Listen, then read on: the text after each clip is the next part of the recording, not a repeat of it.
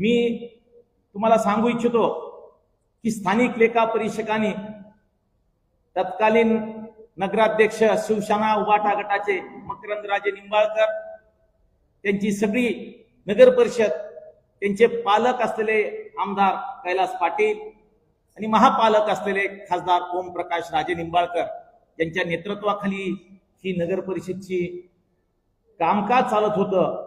त्यांनी 2016 ते 21-22च्या कालावधीमध्ये जवळपास 200 विविध प्रकरणामध्ये 250 कोटी रुपयापेक्षाही जास्त रकमेचा भ्रष्टाचार केला.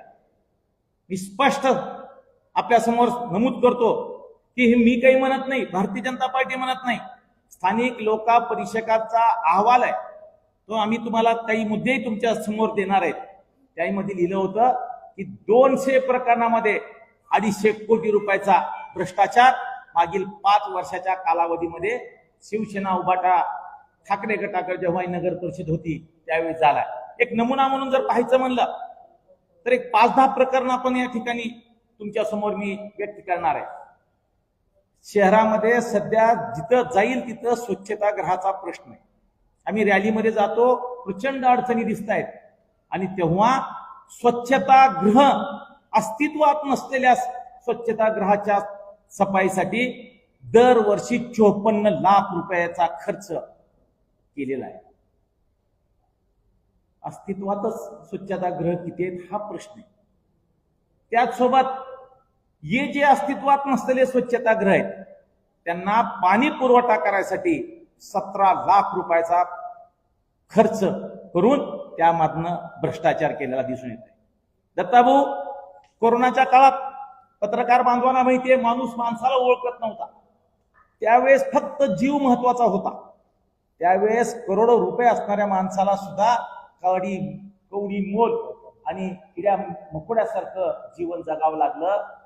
तुम्हाला नवल वाटल, करोनाच्या काळात अंत्यसंस्कारासाठी प्रति मृतदेह 2000 रुपये असताना 4000 रुपये उचलून 2,68,000 कोटी रुपये मड्याच्या टाळूवरचं लोणी खाणारी ही माणसं कुठल्या तोंडाने आता नगर परिषदेच्या या निवडणुकीला सामोरे जात आहेत.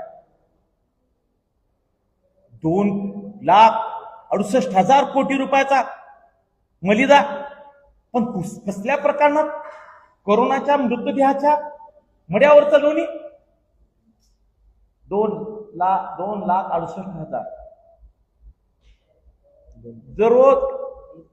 दररोज शहरात 260 किलोमीटरचे रस्ते झाडण्यासाठी वर्षभराचे 1,42,00,000 रुपये खर्च करतात. रस्त्याची त्यावेळेचे फोटो आहेत, सगळ्या गोष्टी आहेत, तेही तुम्हाला सगळ्या समोर आणतो. 260 किलोमीटर रस्ते स्वच्छ करण्यासाठी, झाडण्यासाठी 1,42,00,000.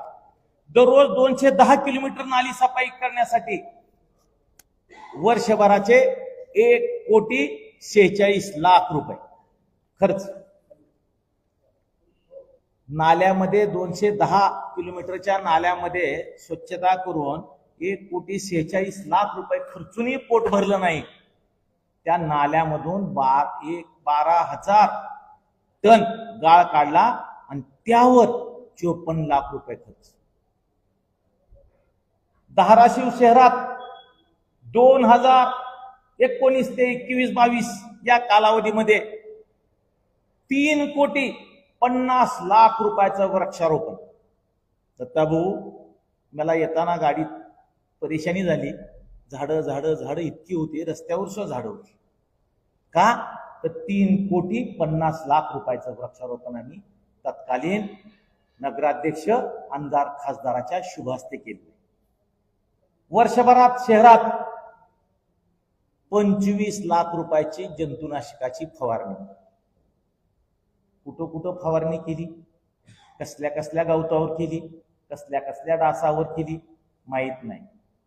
इतकंच नाही तर ज्यावेळेस जीवन मृत्यूचा प्रश्न समोर असताना सामान्य माणसं प्रचंड समस्येनं ग्रस्त होती, त्या कोरोनाच्या काळात साहित्य खरेदीसाठी 93 लाख रुपयाचा भ्रष्टाचार. साहित्य खरेदीमध्ये 93 लाख रुपयाचा भ्रष्टाचार, त्याच कोरोनाच्या काळात औषध फवारणीच्या माध्यमातून 1,17,00,000 रुपयाचा भ्रष्टाचार. एक नाही, दोन नाही, मागच्या उबाटाच्या सरकारच्या काळात, नगर परिषदेच्या काळात मकरंद राजे निंबाळकर, कैलास पाटील आणि ओमराजे निंबाळकरांच्या नेतृत्वाखालच्या नगर परिषदेच्या काळात 5 वर्षात 200 कोटी रुपयाहून अधिक रकमेचा भ्रष्टाचार या लोकांनी केलाय.